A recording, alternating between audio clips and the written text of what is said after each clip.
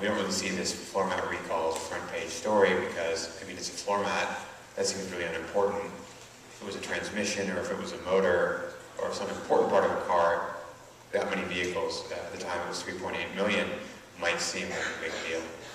And so we wrote up the story, and I went home, and over the weekend, it was sort of rattling around in my head, and I said, well, what is the likelihood that a floor mat can really do this? And we'd heard about this crash in San Diego where this California highway patrolman, his wife, his daughter, and his brother-in-law had been killed, and had called 911 beforehand and said, we can't stop the car, there's no brakes.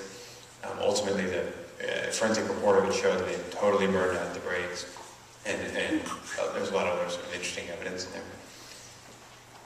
Something just didn't feel right about this floor mat explanation. And so I went onto the website of this government regulator, which is called the National Highway Traffic Safety Administration.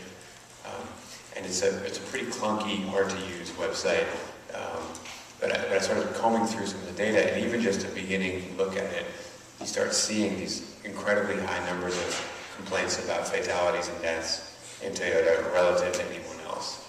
So I called up my editor and I said, I think there's something sort of smells rotten in Denmark on this one, and she gave me a little room to look into it, and the more we dug, the more we read, the more unusual sort of things we started noting about the way Toyota interacted with the government about this kind of problem, the way the government ran investigations of this problem, and just generally statistically how frequent this problem could be.